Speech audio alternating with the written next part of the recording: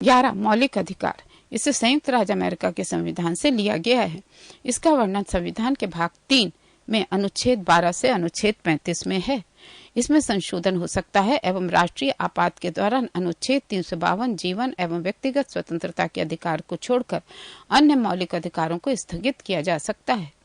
मूल संविधान में 7 मौलिक अधिकार थे, लेकिन 44वें संविधान संशोधन 1979 ईस्वी के द्वारा संपत्ति का अधिकार अनुच्छेद 31 एवं 19F को मौलिक अधिकार की सूची से हटाकर इसे संविधान के अनुच्छेद 300A के अंतर्गत कानूनी अधिकार के रूप में रखा गया है। अब भारतीय नागरिकों को निम्न 6 मूल अधिकार प्राप्त हैं। 1 समता या समानता का अधिकार अनुच्छेद 14 से 18, 2 स्वतंत्रता का अधिकार अनुच्छेद 19 से 22, 3 शोषण के विरुद्ध अधिकार अनुच्छेद 23 से 24, 4 धार्मिक स्वतंत्रता का अधिकार अनुच्छेद 25 से 28, 5 संस्कृति और शिक्षा संबंधी अधिकार अनुच्छेद 29 से 30, 6 संवैधानिक उपचारों का अधिकार अनुच्छेद 32। समता या समानता का अधिकार अनुच्छेद 14 विधि के समक्ष समता। इसका अर्थ यह है कि राज्य सभी व्यक्तियों के लिए एक समान कानून बनाएगा तथा उन पर एक समान लागू करेगा। अनुच्छेद 15 धर्म, नस्ल, जाति, लिंग या जन्म स्थान के आधार पर भेदभाव का निषेध। राज्य के द्वारा धर्म, मूल वंश, जाति, लिंग एवं जन्म स्थान आदि के आधार पर नागरिकों के प्रति जीवन के किसी भी क्षेत्र में भेदभाव नहीं किया जाएगा। अनुच्छेद 16 लोक नियोजन के विषय में अवसर की समता। राज्य के अधीन किसी पद पर नियोजन या नियुक्ति से संबंधित विषयों में सभी नागरिकों के लिए अवसर की समानता होगी। अपवाद अनुसूचित जाति, अनुसूचित जनजाति एवं पिछड़ा वर्ग। अनुच्छेद 17 अस्पृश्यता का अंत। अस्पृश्यता के उन्मूलन के लिए इसे दंडनीय अपराध घोषित किया गया है। अनुच्छेद 18 उपाधियों का अंत। सेना या विधा संबंधी सम्मान के सिवाय अन्य कोई भी उपाधि राज्य द्वारा प्रदान नहीं की जाएगी। भारत का कोई नागरिक किसी अन्य देश में बिना राष्ट्रपति की आज्ञा के कोई उपाधि स्वीकार नहीं कर सकता है। 2 स्वतंत्रता का अधिकार। अनुच्छेद 19 मूल संविधान में 7 तरह की स्वतंत्रता का उल्लेख था, अब सिर्फ 6 हैं।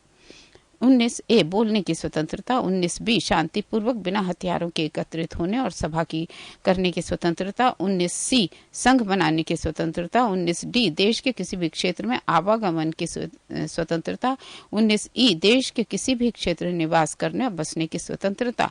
अपवाद जम्मू कश्मीर। 19F संपत्ति का अधिकार 44वें संविधान संशोधन 1979 के द्वारा हटा दिया गया है। 19G कोई भी व्यापार एवं जीविका चलाने की स्वतंत्रता। नोट प्रेस की स्वतंत्रता का वर्णन अनुच्छेद 19A में ही है। पेज 197 अनुच्छेद 20 अपराधों के लिए दोष सिद्धि के संबंध में संरक्षण। इसके तहत 3 प्रकार की स्वतंत्रता का वर्णन है। 1 किसी भी व्यक्ति को एक अपराध के लिए सिर्फ एक बार सजा मिलेगी। 2 अपराध करने के समय जो कानून है उसी के तहत सजा मिलेगी, न कि पहले और बाद में बनने वाले कानून के तहत। 3 किसी भी व्यक्ति को स्वयं के विरुद्ध न्यायालय में गवाही देने के लिए बाध्य नहीं किया जाएगा। अनुच्छेद 21 प्राण एवं दैहिक स्वतंत्रता का संरक्षण। पेज 197 किसी भी व्यक्ति को विधि द्वारा स्थापित प्रक्रिया के अतिरिक्त उसके जीवन और व्यक्तिगत स्वतंत्रता के अधिकार से वंचित नहीं किया जा सकता। अनुच्छेद 21 का राज्य 6 से 14 वर्ष की आयु के समस्त बच्चों को ऐसे ढंग से जैसा कि राज विधि द्वारा अवधारित करें निःशुल्क तथा अनिवार्य शिक्षा उपलब्ध करेगा। 86वां संशोधन 2002 के द्वारा। अनुच्छेद 22 कुछ दशाओं में गिरफ्तारी और निरोध में संरक्षण। अगर किसी भी व्यक्ति को मनमाने ढंग से हिरासत में ले लिया गया हो तो उसे 3 प्रकार की स्वतंत्रता प्रदान की गई है। 1 हिरासत में लेने का कारण बताना होगा। 2 24 घंटे के अंदर आने जाने के समय को छोड़कर उसे दंडाधिकारी के समक्ष पेश किया जाएगा। 3 उसे अपने पसंद के वकील की सलाह लेने का अधिकार होगा। निवारक निरोध भारतीय संविधान के अनुच्छेद 22 के खंड 3, 4, 5 तथा 6 में तत्संबंधी प्रावधानों का उल्लेख है। निवारक निरोध कानून के अंतर्गत किसी व्यक्ति को अपराध करने के पूर्व ही गिरफ्तार किया जाता है। निवारक निरोध का उद्देश्य व्यक्ति को अपराध के लिए दंड देना नहीं वरन उसे अपराध करने को रोकना है। वस्तुतः यह निवारक निरोध राज्य की सुरक्षा, लोक व्यवस्था बनाए रखने या भारत को सुरक्षा संबंधी कारणों से हो सकता है। जब किसी व्यक्ति को निवारक निरोध की किसी विधि के अधीन गिरफ्तार किया जाता है तब 1 सरकार ऐसे व्यक्तियों को केवल 3 महीने तक अभिरक्षा में निरुद्ध कर सकती है। यदि गिरफ्तार व्यक्ति को 3 माह से अधिक समय के लिए निरुद्ध करना होता है तो उसके लिए सलाहकार बोर्ड का प्रतिवेदन प्राप्त करना पड़ता है। 2. इस प्रकार निरुद्ध व्यक्ति को यथाशीघ्र निरोध के आधार पर सूचित किया जाएंगे, किंतु जिन तथ्यों को निरस्त करना लोकहित के विरुद्ध समझा जाएगा उन्हें प्रकट करना आवश्यक नहीं है। 3. निरुद्ध व्यक्ति को निरोध आदेश के विरुद्ध अभ्यावेदन करने के लिए शीघ्र अवसर दिया जाना चाहिए। निवारक निरोध से संबंधित अब तक बनाई गई विधियां। 1. निवारक निरोध अधिनियम 1950।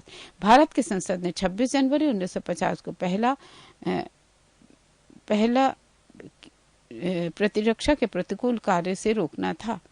पहला निवारक निरोध अधिनियम पारित किया था। इसका उद्देश्य राष्ट्र विरोधी तत्वों को भारत की प्रतिरक्षा के प्रतिकूल कार्य से रोकना था। इसे 1 अप्रैल 1951 को समाप्त हो जाना था, किंतु समय समय पर इसका जीवन काल बढ़ाया जाता रहा, अतः 31 दिसंबर 1971 को समाप्त हुआ।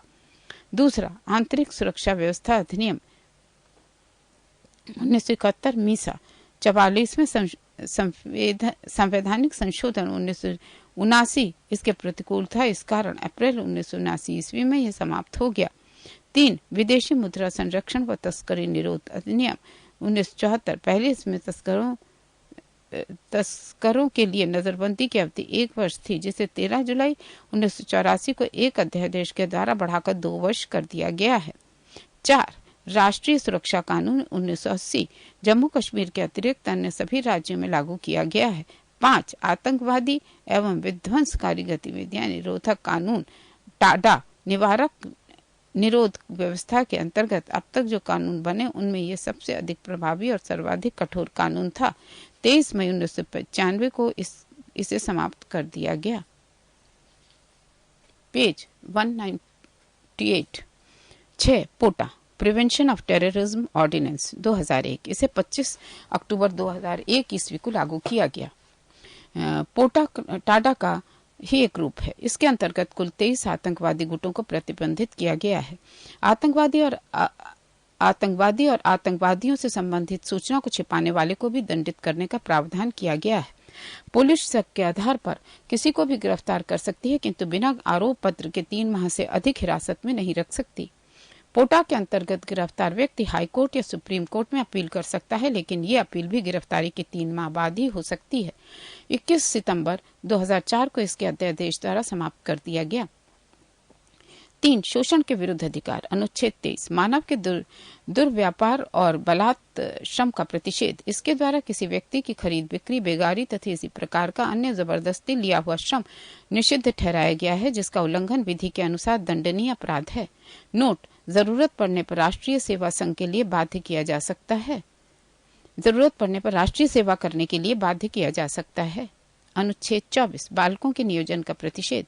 14 वर्ष से कम आयु वाले किसी बच्चे को कारखानों, खानों या अन्य किसी जोखिम भरे काम पर नियुक्त नहीं किया जा सकता।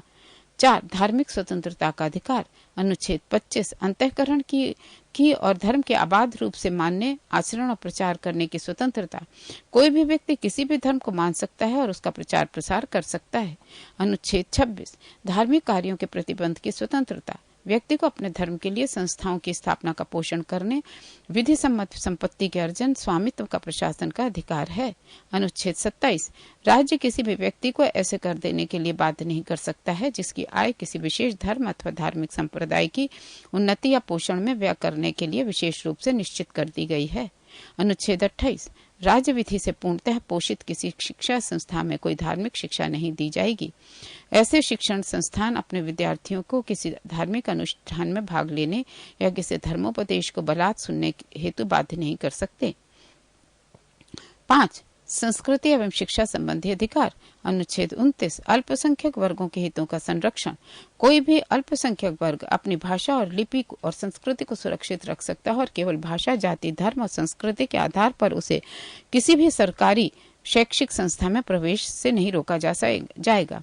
अनुच्छेद 30 शिक्षा संस्थाओं की स्थापना और प्रशासन करने का अल्पसंख्यक वर्गों का अधिकार। कोई भी अल्पसंख्यक वर्ग अपनी पसंद का शैक्षणिक संस्था चला सकता है और सरकार उसे अनुदान देने में किसी भी तरह की भेदभाव नहीं करेगी। 6. संवैधानिक उपचारों का अधिकार। संवैधानिक उपचारों के अधिकार को डॉक्टर भीमराव अंबेडकर ने संविधान की आत्मा कहा है। अनुच्छेद 32 इसके अंतर्गत मौलिक अधिकारों को प्रवर्तित कराने के लिए समुचित कार्रवाइयों द्वारा उच्चतम न्यायालय में आवेदन करने का अधिकार प्रदान किया गया है। इस संदर्भ में सर्वोच्च न्यायालय को 5 तरह के रिट निकालने की शक्ति प्रदान की गई है, जो निम्न है। 1. बंदी प्रत्यक्षीकरण। 2. परमादेश। 3. प्रतिषेध लेख प्रोहिबिशन। 4. उत्प्रेषण सर्टियरी। अधिकार प्रच्छालेख क्यो वारंटो, पेज 199। 1. बंदी प्रत्यक्षीकरण। ये उस व्यक्ति की प्रार्थना पर जारी किया जाता है जो ये समझता है कि उसे अवैध रूप से बंदी बनाया गया है। इसके द्वारा न्यायालय बंदीकरण करने वाले अधिकारी को आदेश देता है कि वो बंदी बनाए गए व्यक्ति को निश्चित स्थान और निश्चित समय के अंदर उपस्थित करे, जिससे न्यायालय बंदी बनाए जाने के कारणों पर विचार कर सके। 2. परमादेश। परमादेश का लेख उस समय जारी किया जाता है जब कोई पदाधिकारी अपने सार्वजनिक कर्तव्य का निर्वाह नहीं करता। इस प्रकार के आज्ञा पत्र के आधार पर पदाधिकारी को उसके कर्तव्य का पालन करने का आदेश जारी किया जाता है। 3. प्रतिषेध लेख। यह आज्ञा पत्र सर्वोच्च न्यायालय तथा उच्च न्यायालयों द्वारा निम्न न्यायालयों तथा अर्ध न्यायिक न्यायाधिकरणों को जारी करते हुए आदेश दिया जाता है कि इस मामले में अपने यहाँ कार्यवाही न करें, क्योंकि यह मामला उनके अधिकार क्षेत्र के बाहर है। 4. उत्प्रेषण। इसके द्वारा अधीनस्थ न्यायालयों को यह निर्देश दिया जाता है कि वे अपने पास लंबित मुकदमे के न्याय निर्णय के लिए उसे वरिष्ठ न्यायालय को भेजें।